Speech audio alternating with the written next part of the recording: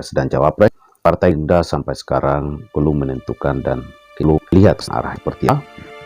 Dan kita juga apa yang dilakukan oleh Nasdem yang kemudian Ketua Umum Surya bertemu Pak Wita dulu diksikan tertanti sah kemudian melarangan Anies Baswedan sebagai calon melihat agak dan nampak hubungan Pak Jokowi dan Pak Paloh disimak dan lihat dalam penglihatan kita ada sesuatu yang kurang harmonis.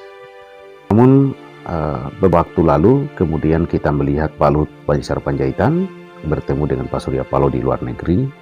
Lalu tidak lama kemudian berselang beberapa waktu kemudian Pak Jokowi melakukan pertemuan dengan Surya Paloh.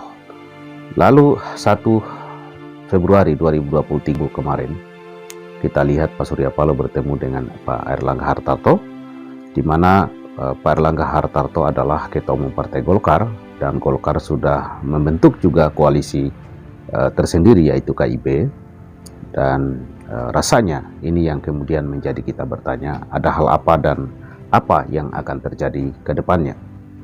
Saudara dan sahabat sekalian, memang kalau kita melihat posisi peta partai politik saat sekarang ini, PDIP belum memperlihatkan seperti apa strategi dalam menghadapi Pilpres 2024. Tapi kita melihat sepertinya PDI Perjuangan memiliki pola tersendiri, bisa saja tanpa harus mengajak partai lain karena mampu dan bisa untuk mengusung calon presiden secara sendiri. Tetapi di sisi lain juga nampak mulai kerepotan dengan melihat situasi dan kondisi yang ada, walaupun kita tidak tahu dan mengerti ke depannya seperti apa, tapi agak dan nampaknya Pak Anies Baswedan benar-benar mampu membuat, mohon maaf saja ya, yang tidak menginginkan Pak Anies Baswedan menjadi capres dan jangan sampai terpilih jadi presiden itu dalam keadaan gundah gulana, resah dan gelisah. Bagi kita sebagai masyarakat biasa yang harus dan mesti menjadi patokan dan pegangan kita, yakni kita harus mampu mengerti juga konsepsi arah berbangsa dan bernegara kita, jati diri bangsa dan negara kita, kedaulatan bangsa kita, itu yang harus menjadi pegangan kita. Dengan kita mengerti, memahami jati diri bangsa kita, kepribadian bangsa kita, konsepsi arah berbangsa dan bernegara kita sesuai dengan konsep kealaman semesta ini, maka kita akan bisa lebih tahu dan lebih mengerti juga karakter dan kira-kira kepribadian seperti apa yang pas untuk memimpin bangsa dan negara kita ini. Sebab saudara dan sahabat sekalian, bangsa kita ini adalah bangsa yang bercirikan dengan kemajemukan, tidak boleh dan sangat berbahaya tatkala dipimpin oleh kepribadian seseorang yang masih berdiri dalam satu kelompok tertentu atau yang senantiasa disebut dengan politik identitas.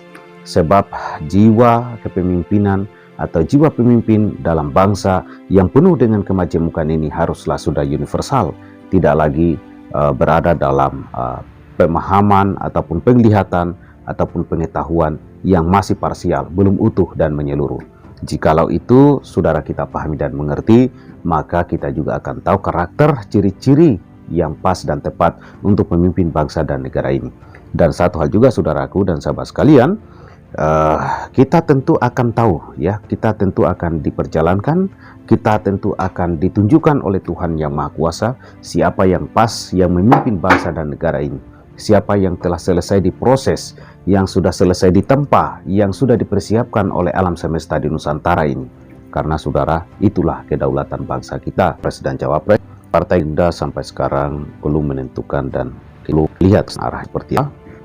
Dan kita juga apa yang dilakukan oleh Nasdem yang kemudian Ketua Umum Surya bertemu dengan Pak Wita dulu diksikan tertanti sah kemudian melarangan Anies Baswedan sebagai calon. Jati diri bangsa dan negara kita, kita mempunyai karakteristik tersendiri. Kita tidak bisa mencontoh karakteristik ataupun kepribadian ataupun tipe pemimpin di luar bangsa dan negara kita. Kita sudah memiliki percontohan ya, bagaimana pengetahuan, wawasan serta cara memimpin bangsa ini, yakni presiden pertama Negara Kesatuan Republik Indonesia ini Bung Karno, kemudian presiden-presiden setelahnya. Semua itu adalah contoh-contoh yang konkret dan nyata bahwa minimal harus seperti itulah, mendekati seperti itulah yang pas dan yang tepat untuk memimpin bangsa dan negara ini. Kita tidak boleh melihat karakter, kepribadian, cara dan gaya pemimpin bangsa-bangsa lain di luar daripada bangsa kita sendiri.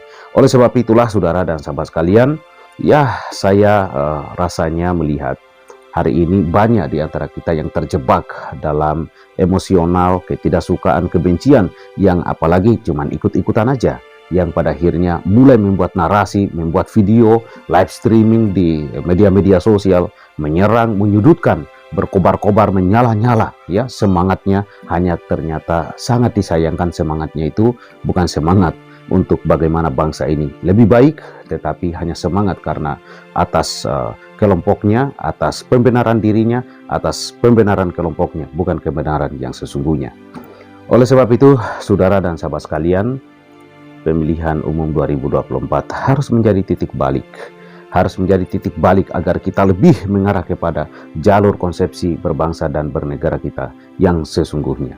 Semoga Tuhan Yang Maha Kuasa senantiasa meridhoi, merahmati dan mengarahkan kita semua untuk menuju kepada jalan yang diridhoi, yang dirahmati, yang sesuai dengan konsepsi kompas alam semesta di Nusantara ini. Assalamualaikum warahmatullahi wabarakatuh. Salam sejahtera buat saudara dan sahabat dimanapun berada. Merdeka, merdeka, merdeka, merdeka.